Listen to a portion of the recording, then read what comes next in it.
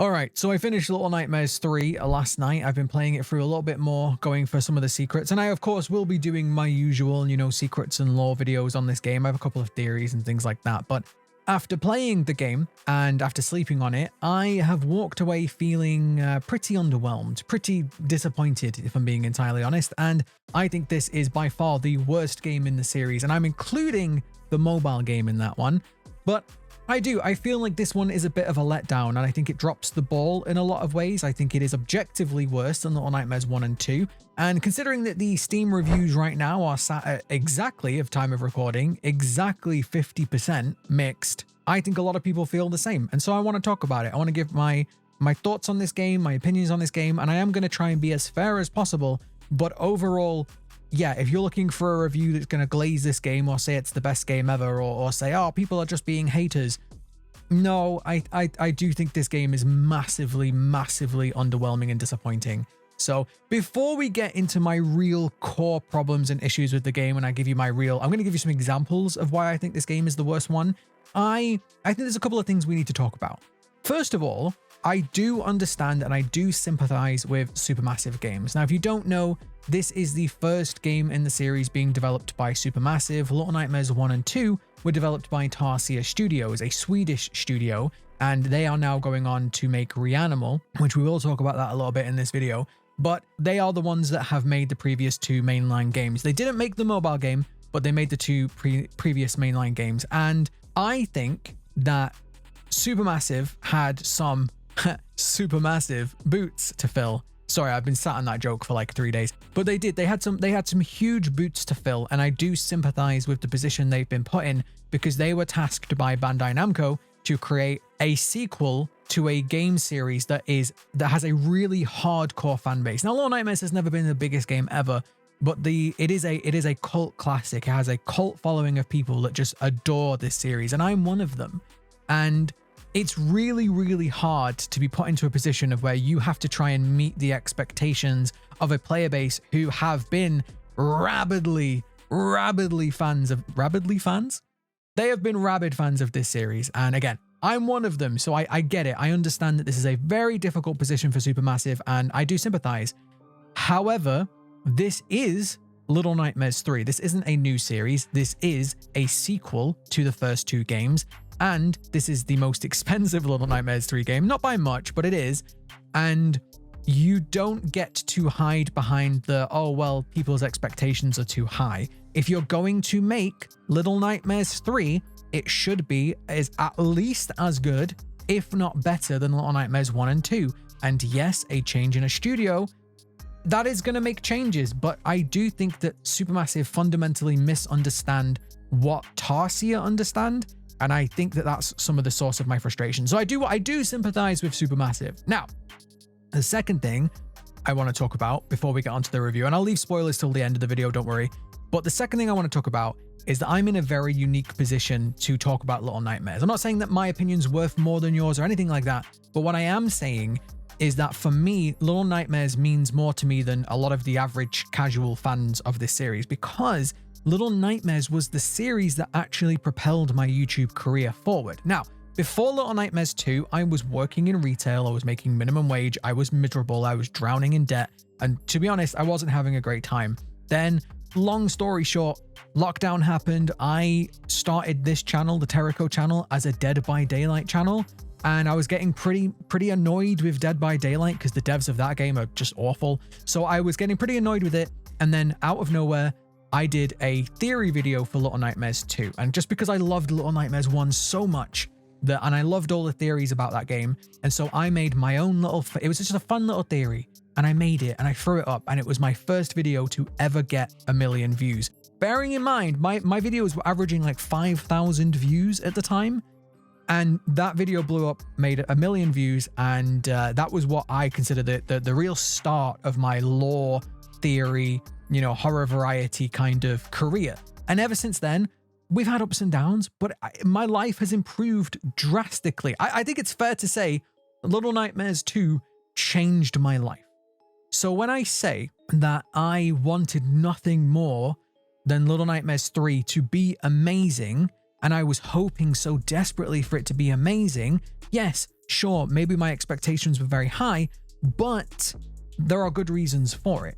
And that kind of also ties into another thing, which is, for me, if the game was amazing, it would be better for my channel, right? When a game is amazing, people are more likely to go out and seek content on it, you know? If especially for lore content, right? People don't really want to watch lore videos on a game if the game is terrible, right? So the better the game is, the more well received the game is, the more lore content will do well. And so I have a financial incentive because my whole revenue is based on ad revenue. So I have a financial incentive for these games to do well. So for many, many ways, I was hoping this game was going to be amazing. I was wanting to give it a fair chance.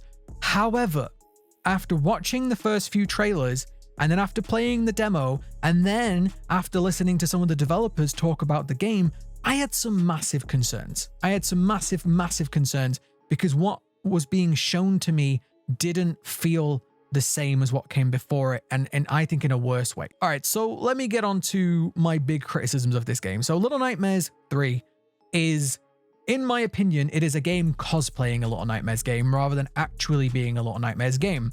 And to understand what really makes a Little Nightmares game great, you have to kind of understand what a lot of people like about it. And what a lot of people like about Little Nightmares is really hard to define, but it is this magic blend of herbs and spices, if you will, of something that Tarsier added in. Now, the gameplay of Little Nightmares has always been pretty mediocre. I'm sorry, this might offend somebody, but Little Nightmares 1 and 2, the gameplay wasn't anything special. It was very average, it was very simple, and it worked, but it wasn't anything special or amazing. But what was special and amazing about Little Nightmares 1 and 2 was the story and the world and the way that those stories were told. Little Nightmares 1 and 2 anyway, are the kings of show, don't tell. This is the principle of, in storytelling, if you can show the reader or the viewer or the listener or whatever, if you can show them a concept, do that rather than tell them. I'll give you a great little example. Say you're telling a story and you want to say that your character is very strong. So you could say Kevin was very strong. Or you could show your audience that Kevin was very strong and you could say Kevin lifted the bag like it was nothing, right? You see that tiny little difference? But it makes a huge difference to the overall outcome, right? Again, show, don't tell. And that's what Little Nightmares 1 and 2 did perfectly. They told you absolutely nothing, but they showed you everything. And the things that they showed you were weird, inexplicable. They kind of made sense, but they also at the same time didn't make sense. The people in this world, they kind of looked like people, but were they really people? Are they monsters? Are they dolls? Like, why doesn't their skin fit on their face? You know, like, why are they so desperate to catch you? Like, the world felt like it hated you. And all of these little things combined, you know, with things like all the portraits around the game, that half of them were weird and wonderful and didn't make sense. And the environments being too big or not big enough. All of these little things combined to make this wonderful and unique experience. And then we come to Little Nightmares 3, where they try and replicate that, but they don't understand how to, or they don't understand why the things are being presented in the way that they are being presented. I'm gonna give you some concrete examples, bear with me. But it feels like to me, Little Nightmares 3 is like if I tried to copy a chef who creates a meal, right? The chef takes all the ingredients, puts them together in a certain way, and creates a wonderful meal. I can take all those same ingredients, I can follow the same recipe, but mine is never going to taste as good as the chef's. And that's exactly how I feel about Little Nightmares 3. So one of the big things that I think is a downgrade in terms of Little Nightmares is the overall atmosphere, tone, and the threat of the enemies. So in Little Nightmares 1 and 2, the world had all of these people in it, maybe people, question mark, in it, that they acted like they hated you, and the world, it seemed, hated you.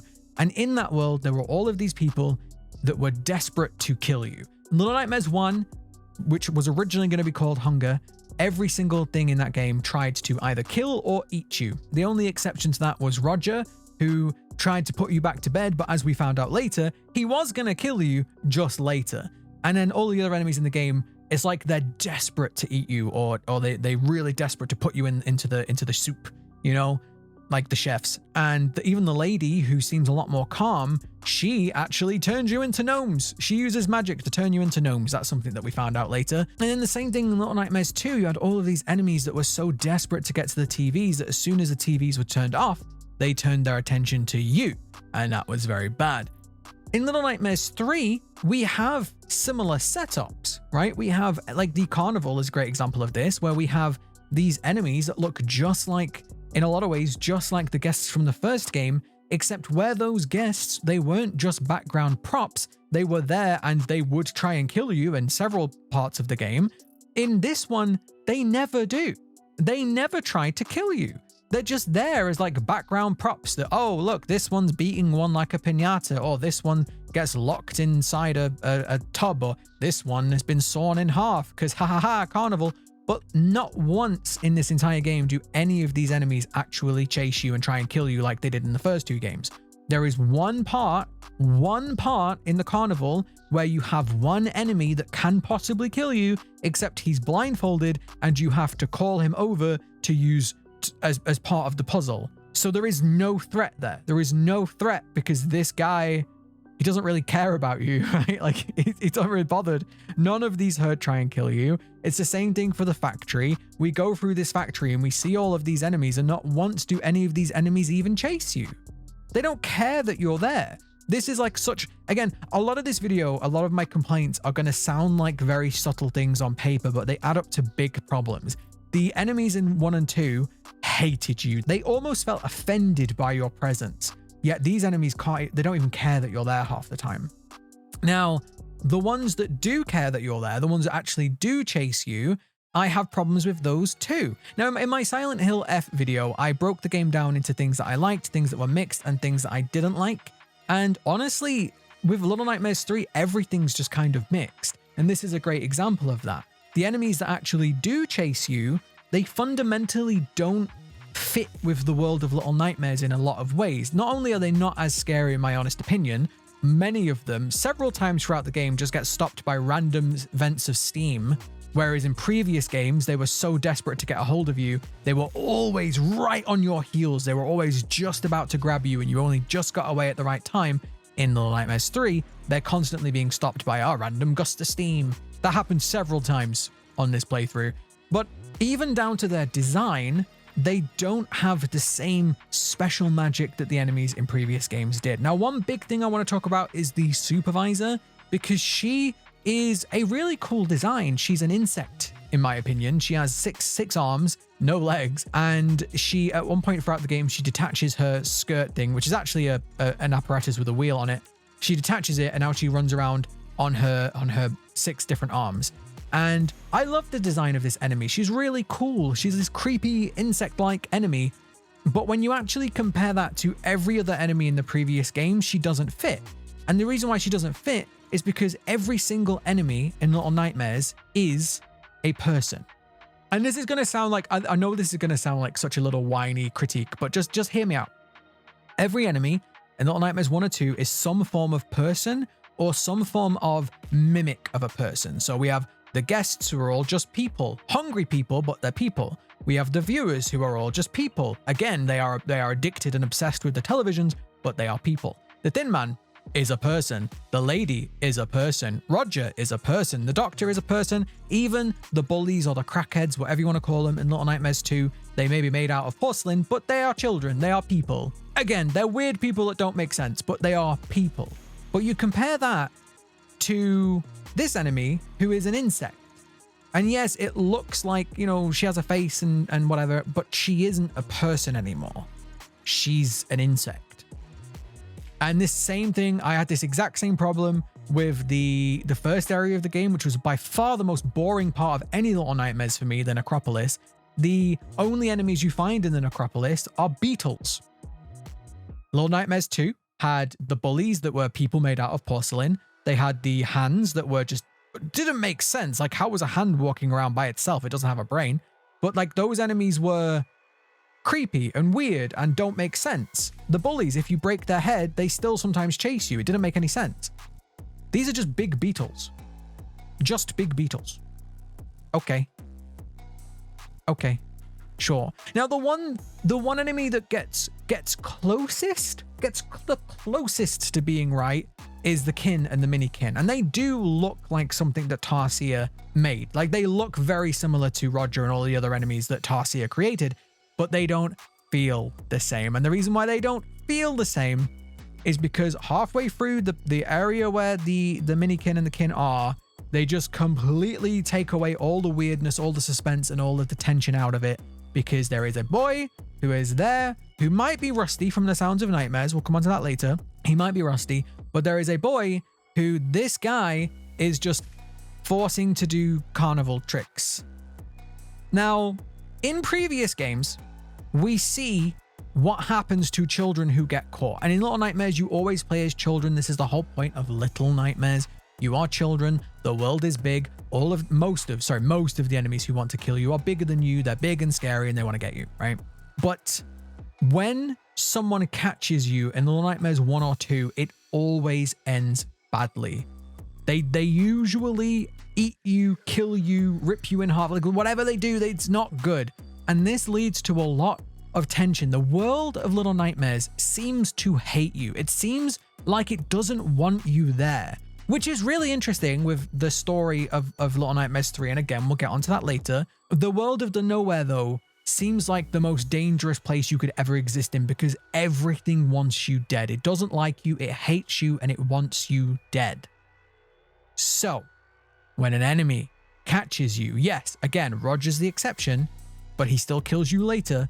When the enemies catch you, it feels like it's almost like the world is catching you rather than this individual enemy is catching you, because again, this world for some reason hates your presence, it hates you. But the minikin and the kin, when they capture this boy, they keep him as a pet and force him to perform magic tricks. Like, this is such a step down in terms of the horror and the tension, because yeah, okay, he's trapped and that's terrible, blah, blah, blah. But it's not like this enemy hates him and wants him dead. It wants him to perform magic tricks.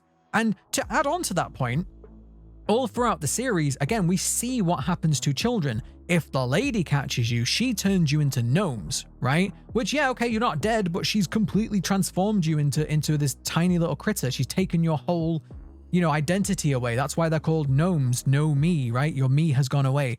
Most of the enemies in the game just eat you or whatever, chop you up, whatever. And we see several, children in the game of Little Nightmares who their fate is either left ambiguous, they're left in cages and their fate's left ambiguous, or we actually see them die. We see children die. Not once in this entire game do you see a single child either dead or die. Not once. Not one time. And why? Like in Little Nightmares 2, right at the beginning, you see a child who was captured in a cage by the hunter, presumably left to starve to death. That stuff is dark, and it's not present here. Now, I wonder if this is Bandai Namco, forcing Supermassive to tone it down, to sanitize it. But why? I don't understand why, when you already have 2 games that are incredibly dark, why this one, the dark thing is toned down. It makes no sense to me. It's such a, again, it's a parody, it's a cosplay of Little Nightmares, but it's not doing all of the things that Little Nightmares games did previously. And then we've got the other enemies, the other main enemies. We've got the baby, and then the one at the end, I won't talk about yet because it wasn't shown in any of the marketing, but we'll talk about that in spoilers.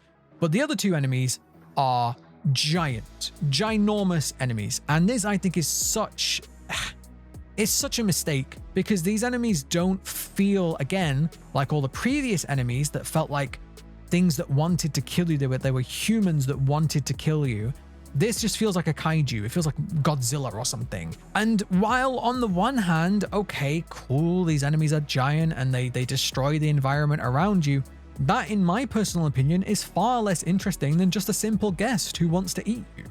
I think constantly running away from these giant enemies, I just find to be way less scary, way less tension-filled than what we've had previously. And, sometimes going bigger doesn't mean better. And I think that's very true for this case. And these 2 enemies, again, the baby and the one at the end, I think are some of the least interesting enemies in the entire game. Because, first of all, just being big, who cares? Second of all, when the baby catches you, it doesn't even kill you. It catches you in the game, in a cutscene, and it just doesn't even kill you. It just drops you. Like, okay, bye. Now, in terms of gameplay, like I say, Little Nightmares has never been the best in terms of gameplay. And on the one hand, this game does introduce co-op, which for me, I personally don't care about, but I'm sure some people might. And so, yeah, great. This is the first Little Nightmares game you can play with a friend. I don't care about that. I care about the story and all of those things. But even if you do care about the co-op, you can't do this game in local co-op. It has to be online co-op. Which, I'm sorry, but if the Lego games can figure out split screen couch co-op, you can figure it out. So I'm sorry, but this game not having couch co-op means that, in my opinion, the co-op isn't a selling point. And the marketing of this game, as I said earlier, the marketing of this game, all they talked about was the mechanics. They talked about you can use a bow, you can use a wrench. Oh, it's the first one that's co-op. Not once did the marketing focus on the horror or the atmosphere or the secrets. It focused on all of that gameplay, but that gameplay isn't the thing that people want in Little Nightmares. We don't really care about it. Gameplay's always been mid in Little Nightmares, but we like all the other stuff. And you're focusing so hard on the gameplay, but you didn't even really massively improve the gameplay that much. Now, okay, yes, I did appreciate that we had like the umbrellas, and that was cool for some of the parkour, and having the two tools that did different things. It was interesting, and there was a few times where I was like, okay, cool, you've got to use the bow. I played as alone on my first playthrough, and so I was like, okay, you use the bow, I'll use my wrench, we'll work together, teamwork, cool.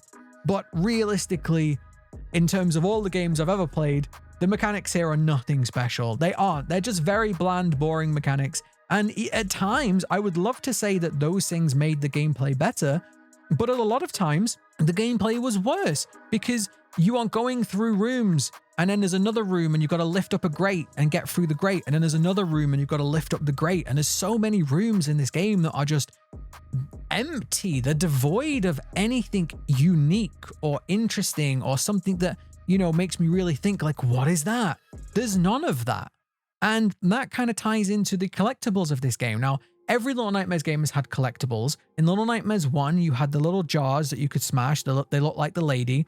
Or if you were playing the DLC, you had the messages in the bottle. And they didn't really do anything. They were just kind of there for the achievement or whatever. And some of them were in rooms that had really cool secrets in them. That was a good thing. But for the most part, who cares? They were all collectibles. But in Little Nightmares 2, they made that better and said, okay, well, this time the collectibles are going to be hats that you can equip, cosmetics you can unlock. Whereas Little Nightmares 3, the collectibles you get in the game, not only are they worthless, they don't really do anything, they're always found in rooms with nothing in them. They're never found in fun little secret rooms. Yes, sometimes to find the room, you've got to do like a little hidden thing, like you got to walk on a piano, because we've had that before, you know? But then you get in the room and there's nothing interesting in the room to look at. So it's just a useless collectible. And the collectibles that actually give you cosmetics, in this one, you gotta pay for. So that is a step down from Little Nightmares 2, where the collectibles were actually, you wanted to go looking for them because they were always found in interesting locations, surrounded by interesting things and secrets to find. Like, for example, in Little Nightmares 2, one of the collectibles was found in actually, I don't think there was a collectible in this room, but there was a room where you could go in and find references to the lady from Little Nightmares 1. Cool little secret room. Very little of that in Little Nightmares 3. And so when you're going through a lot of these rooms that just don't really have anything interesting in them, that means that a lot of the time in this game where you're just going through a room and opening a door, it isn't as fun or interesting because there's a lot less fun and interesting things to find. Now, I'll give you a great example of this. In Little Nightmares 1, 2, and Very Little Nightmares, you can always find portraits in the background. Now, these portraits, half the time, they don't even make sense.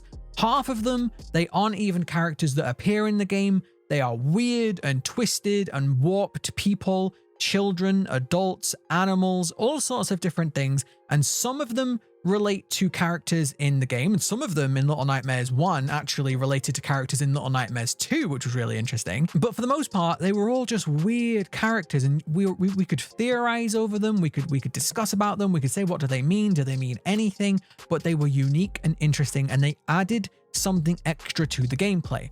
Now, Little Nightmares 3, does it have portraits? Yes. the vast majority of them, 95% of them, are just the characters that we face in the game. So when you're in the factory, the majority of them are the supervisor or the factory workers. When you're in the carnival, the majority of them are the kin and the mini-kin, and so on. Like the portraits in the game, whereas in Little Nightmares 1 and 2, they were something that they didn't need to be there, but they were added there to make the world feel more weird and more alive and more crazy and again, to add to theories and things like that. They were placed with a purpose.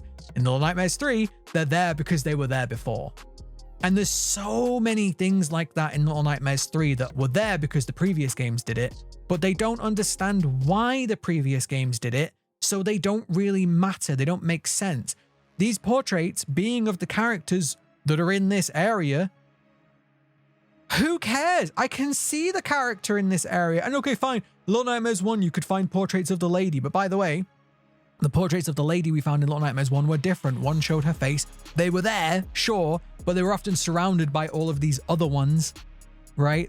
Again, half the characters didn't even ever show up in the games in the first place. Now there's a couple of them in the game. There's one or two that show characters that don't show up. Like there's one that kind of looked like the teacher from Little Nightmares 2, but they're so rare. They're so rare. They barely ever exist. And when they are there, half the time, they're obscured by something, so you can't even properly look at them anyway. So again, they don't understand why the portraits were there in the first place. They just do it because the previous game did it. And this is kind of how I feel about some of the chase scenes too. In the chase scenes in Little Nightmares 1 and 2, you were often like, again, the enemy was right behind you. They were just about to grab you and you only got away at the last second. Whereas in Little Nightmares 3, it's like, oh, well, we got to do the chase scenes, but we'll throw a Steam thing in there to give you time to escape, or we'll give you this to give you time to escape, or they don't hit the same because they don't understand what Tarsier understood. And what Tarsier understood was the psychology of the player and how to get in the player's mind and how to, make the game feel interesting and alive. So many little things. There's so many. I'm sorry, this is such a ranty like video. It's such a mess of a review. But Little Nightmares 1, you could find Six and the Lady in the wallpaper in the background. You could find hidden rooms that had really cool things in it. Same with Little Nightmares 2. All of that's missing. Now, that didn't have to be in the game, but that is one of the things that made the games really exciting. Like, for example, Little Nightmares 1, you had the room with the iTV that you press a button and it shows you a scene, but then you can keep pressing the button and it shows you other scenes. It shows you interesting things that are happening around the game. Where's all of that? Where is all of that kind of stuff? Where are all the fun secrets and things like that? Now, something else I do want to talk about in terms of the gameplay is that playing this game solo, it was good for the most part. Like, for the most part, the AI is acceptable. It's not great, but it's acceptable. But there were times where, for example, the AI would mess up and die, and then I would fail. There were times where the AI would just get stuck and spinning circles. There were times where the AI would just refuse to do the thing that I couldn't do because I didn't have the bow. They had to do it, and I was just waiting for them to do it. And there were times where the AI would just go off by himself, go on a wander, and I was just stuck and had to reload. There's a lot of little things like this, which makes me really hope that the next game isn't co-op. I know Reanimal is coming out and that's co-op, but it's just making me really hope that it isn't co-op because this AI is so... It's fine, it's acceptable, but it's not good. And again, I know Little Nightmares 2 did it, but the AI in Little Nightmares 2 was way better than this. I can't remember a time that 6 really messed up to the point of where I lost progress or I had to stop. And yet this happened several times on my playthrough. So this is also another drop down in quality. Now, another big criticism I have of this game is that this game has lent so far into the tell don't show, which again, Little Nightmares 1 and 2 were massively show don't tell. Little Nightmares 3, in an effort to expand the series into this multifaceted story so they could sell you extra things like books and so on, they have really gotten away with a lot of the show don't tell. And to really understand this story, and we'll get into spoilers in a bit, but to really understand this story, you have to have listened to the Sounds of Nightmares. Now, I actually really like the Sounds of Nightmares. I think it was really, really interesting and really cool, but it confirmed a lot of stuff for the first time ever. We've never really had any confirmations at all from Tarsier. Any. And the Sounds of Nightmares basically confirmed 90% of this game and this series.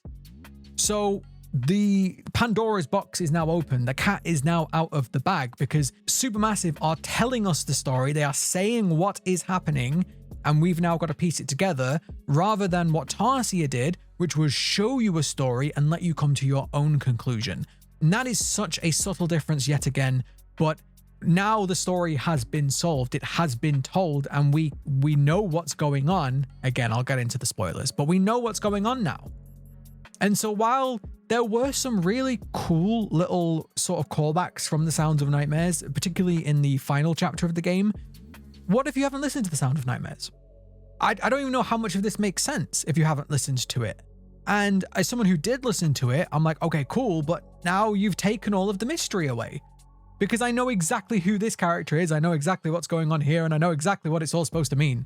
Oh, and something else that I wanted to add into this part about the story as well was that this game doesn't even have a satisfying ending. Now, every other game, the story was pretty much a beginning, a middle, and an end. And then, of course, Little Nightmares 1 had the DLC, which added on to the story, but the story had a definitive ending that was set up from the beginning, it was teased throughout, and it was paid off at the end with a proper ending. Little Nightmares 3 doesn't really have that. You spend the majority of the game not really knowing why you're there or what the point is, or even who the enemy of this chapter is, of this game is. And then when you finally do figure all that out in the last 20 minutes of the game, you then get given a very sort of open-ended, ambiguous, soft ending, which of course, you know, we're going to get 2 DLCs because of course there's already 2 DLCs on the way, right? Day one DLC, but there's DLCs on the way. And if you want my opinion, I think they're trying to set this up as a long-term, you know, multi-game series or whatever, but you never get that satisfying sort of ending. You never really overcome, like in Little Nightmares 1, you overcame the lady. In Little Nightmares 2, you overcame the Thin Man. In Little Nightmares 3, you don't even know who the main villain is until the end of the game. The mirror doesn't really matter in this one. I mean, it does, but it isn't the villain. So yeah, I don't know. It felt very, very unsatisfying to finish this game because you don't really feel like you're finishing. You feel like the game has just started, which on the one hand, if you like this game, great, because you've now got more to look forward to. But on the other hand, it didn't feel like a satisfying story. There wasn't really a story being told. It was half of a story. And if they don't finish that story in the DLC, then that's going to be another negative. That's pretty much just how I feel about it. I feel like every little thing this game does is either worse or just as good, maybe, as the first 2 games. Like, nothing is better. Nothing, in my opinion, unless you don't like indirect storytelling, unless you want the story to be told to you. But then why do you like Little Nightmares? Do you see what I'm saying? It's like this game isn't being created to satisfy Little Nightmares fans. It's being satisfied, in my opinion, it's being created to sell you Little Nightmares stuff, right? They're trying to set up this big expansive world. They're trying to sell books, trying to sell merch, trying to do all of this, rather than actually give you what the core experience that you want is. Now I'm going to get into the spoilers because this game, it does have some little secrets. It does have like a little sort of twist at the ending.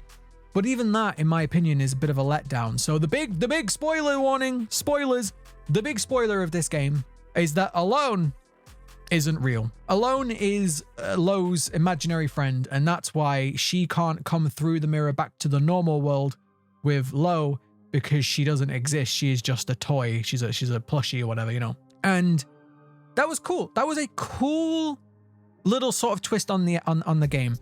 But again, Tarsier did this really well with Mono. His name, Mono, didn't really mean anything. Didn't really give away anything until the end of the game when you realize that Mono was left alone, right? Mono won alone. And then it was like, it clicked and it was like, oh my God, they were telling us all along. And then when you play through Little Nightmares 2 again, there was a bunch of little hints that Mono was the Thin Man. I've made videos about this before. The big twist in the end of this game, while being cool, they spoiled it by calling her Alone. Everybody knew she was gonna get left alone because she was called Alone.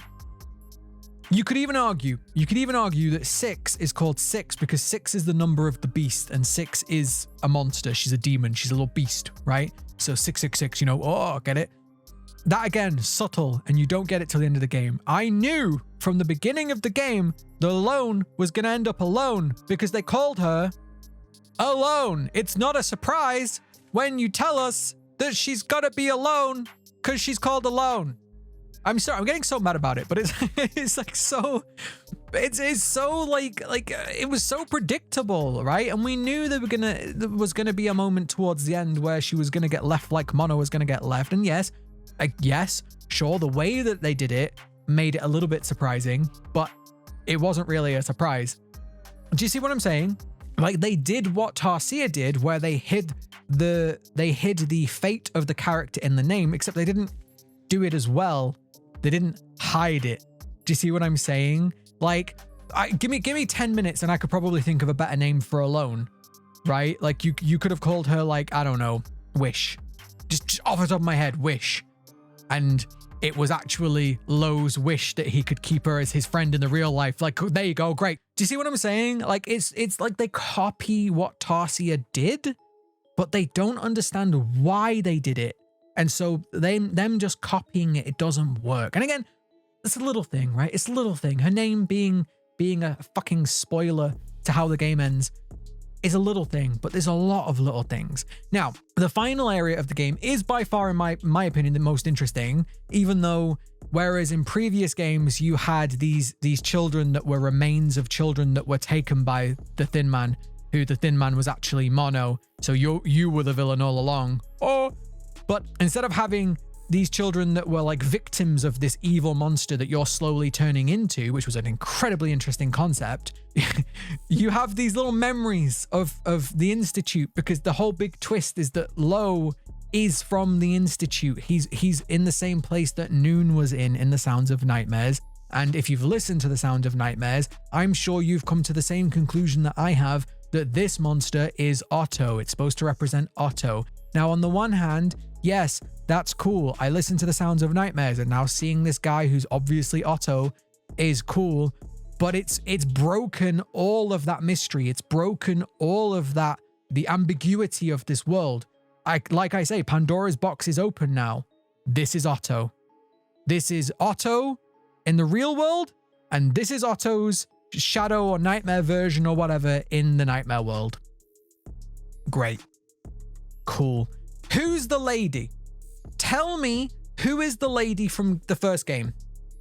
You can't tell me who the lady is from the first game. People to this day are still debating about who the lady is. A lot of people think that that's Grown Up 6. I massively disagree, but I can't prove that it isn't, even though the developers have basically said that it isn't. I can't, in the confines of the game, I cannot prove to you who the lady is, or who 6 is, or who any of these characters are, because there isn't proof. Because again, it was shown to you. The story was shown, not told.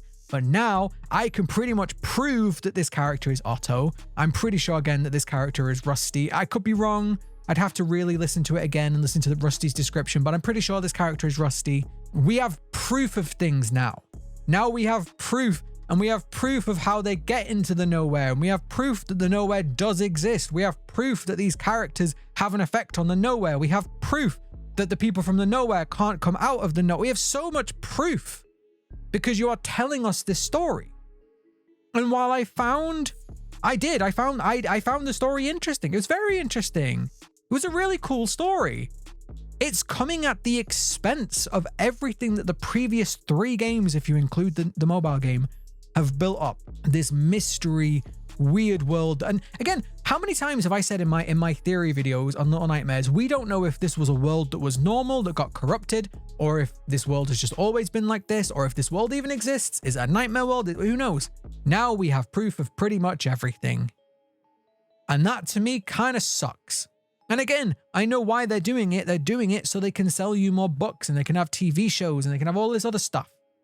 And while that is cool, we've lost what made this game series special.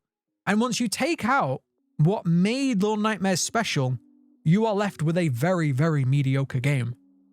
And this is why the game sat at mixed. And I'm sorry if what I've said in this review, it's more like a ramble, let's be honest. But if what I've said offends you, I'm sorry, but I'm not sorry, because this is how I feel. I feel like this is a supermassive step down. I think this is a big step down in comparison to the first two games. It doesn't feel the same. It's nowhere near as scary. These enemies are just nowhere near as scary as the enemies before. They're not as weird or as threatening. Okay, again, yes, scary is subjective, but they're not as threatening. And this world feels less interesting now because of it. And I'm going through looking for secrets and I'm just not finding as many. There aren't as many little secrets sprinkled around. So yeah, this is how I feel about Little Nightmares 3. Is it a worthy successor, as some people are calling it? In my opinion, no. And if you think it is, that's amazing. I'm so glad that you love it. I really am. But for me and for seemingly many other people, it just doesn't hit. It doesn't hit. But anyway, at least we have Reanimal to look forward to. That's the new game from Tarsier that's coming out next year. I know that one's going to be better, so I'm looking forward to that a lot. But yeah, I'm going to be doing some lore, some secrets videos if I can find enough secrets to do anyway. And I will absolutely do a theory or two here and there. But if Little Nightmares 4 doesn't improve upon these areas of the game, I don't know. I don't think Little Nightmares has a particularly bright future, but that's just me. Let me know what you thought about the game. Did you love it? Did you hate it? Is it the best game? Is it the worst game? Let me know. Just be respectful. Be respectful. And remember, people are allowed to like or dislike things, okay? Just because you disagree with them doesn't mean that they're wrong. It just means that you like different things or dislike different things. But yeah, let me know what you thought in the comments. I'm going to go edit this video now and contemplate my life. Thank you very much for watching, and I will see you next time.